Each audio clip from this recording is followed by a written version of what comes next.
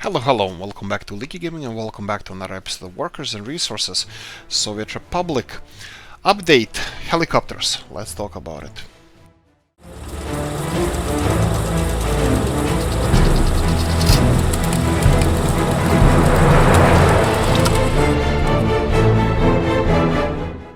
Right, disclaimer, personal opinion, not professional, all that good stuff. I just wanted to put this out there and say that I'm not an expert in this. This is just some guy pressing a record button and expressing his opinion. In this case, it's not a long episode, hopefully. Right, so I'm gonna list a couple of things we have in the game now. Helicopters, of course, I checked them out. There are 5 of them. They're pretty cool. You can see them. You're gonna see them fly hopefully soon. But anyway, we have a couple of them tested out here. Then we have fences and walls. Next thing on the list. Next thing on the list that I put here. This is one of my favorite things here. We have these checkpoints, and then you have walls on the left hand side, you have fences on the right hand side. I have a little bit of objection. Walls look a little bit on the high side, while the fences look like a Chihuahua kennel fence. Just to prove that I changed my mind about the wind turbines, and whoever told us that they're not spinning, that was a lie. The windmills are spinning and they're perfect. In this case, there's no consumers of electricity, so they're not spinning at this time. So we have windmills and solar power plant here. We're gonna talk about them. Next thing, we have the underground view. This is something where I'm really disappointed, but we're gonna be talking about this. And then we have the actual underground pipes and overlapping structures and construction built over those pipes. That's absolutely amazing. Underground view, not so much. Bendy, everybody was looking forward, everybody had an opinion on those. I heard a couple of negative opinions also, how they are unrealistic for bridges to be bent this much. I might agree, might not, that's okay. I'm actually really happy that we have them. And as you can see, we can actually fit them next to each other. They clip onto each other, and that's the same case with the pipes. That's the same case with the railroads from before, and of course now we have roads as well.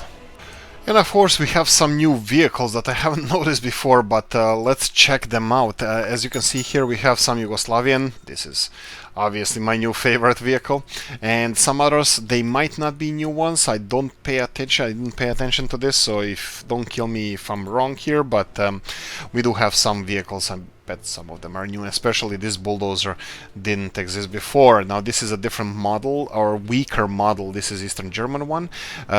Even though it's weaker than Stalinets, I'm definitely gonna be using that. Diversity never hurt anybody. Okay, let's express some opinions and hurt some feelings if at all possible. So, fences and walls, big plus on my side. You can see here I'm testing it. Even if they're letting the traffic pass through, you can see that they are letting the traffic pass through. Unfortunately, I'm not happy with the height of the fence. I would like it to be a little bit higher.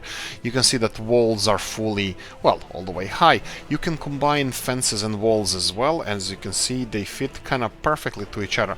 You have a little bit attachments on the side of these checkpoints where you can connect your fences and walls. Right, let's move on. Okay, now positive, extremely positive on my part is wind turbines. Solar ones, meh, not really so much. I'm not a big fan of the solar power plant because it takes so much space, while wind turbines are actually kind of cute. I'm gonna show you a trick here that I noticed. Well, this is gonna be important. It might have been, maybe you guys already knew about this, but this is the consumption of our little town over here. You can see around 500 megawatts of electricity being consumed.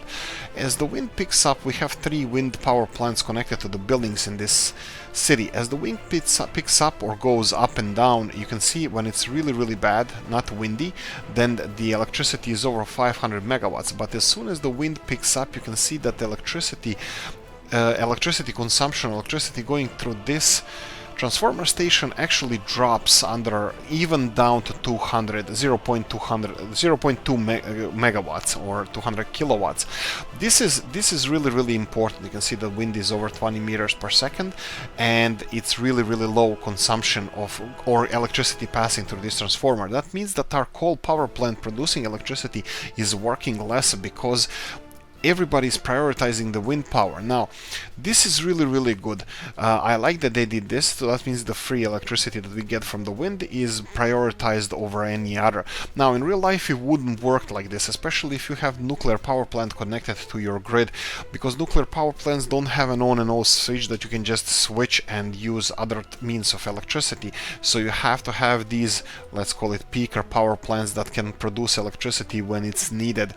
So in this case, we have coal, and mixture between nuclear, coal and wind power, even in reality, will be ideal. Well, gas power plant probably in real life, but in the game, coal, nuclear and wind would be quite realistic what people do in real life. Now, it doesn't cause any problems in the game because nuclear power plant is a base load power plant that always constantly produces the equal amount of electricity. They cannot be combined. Like I said, they don't have on and off switch that you can just switch off as the wind picks up. On the other hand, wind power plants as well would be causing havoc on your electrical grid, because having power going up and down all the time would cause some issues with your power cables, and wink wink, fires in California. So, my final verdict on wind and solar at the same time is don't expect much and you won't be disappointed. I don't expect much from them. I will be building them. I want to see how they work, but I won't be disappointed because I won't expect I'm gonna have backup in any case. Okay, underground view, that's a big one. I have to be critical about this because this looks absolutely appalling. I don't even know what the hell that means. I don't know if these different colors mean that it's a different depth, because when you zoom in, it's all the same color.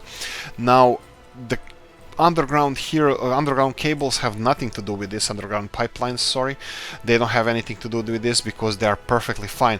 Now, if you try to make any underground cables, you can see here that when you try to build them, you can go up and down as low as you want, but there's no actually anything indicated on what depth you are or what's happening with your pipelines. It's all kind of messed up, and you don't really know on what level you are. I don't like that. I think there's a much easier, simple solution to this. If you go and check out some of the other games that have similar things happening, they have much better solution to this than these guys. And also a negative thing is, as far as I can see, they might have a problem building under the buildings. It doesn't matter how deep you go. While you can build buildings over the pipes, other way around it could be a little bit tricky. Underground pipelines themselves, I'm perfectly happy with them. I'm perfectly fine with them. You can even see here highlighted the pumping stations. You can see the whole underground pumping infrastructure. They look absolutely fabulous. I love them. And you can see how the pipes can interact with each other. They can go above and below each other. And you can see here that we even have buildings constructed over them.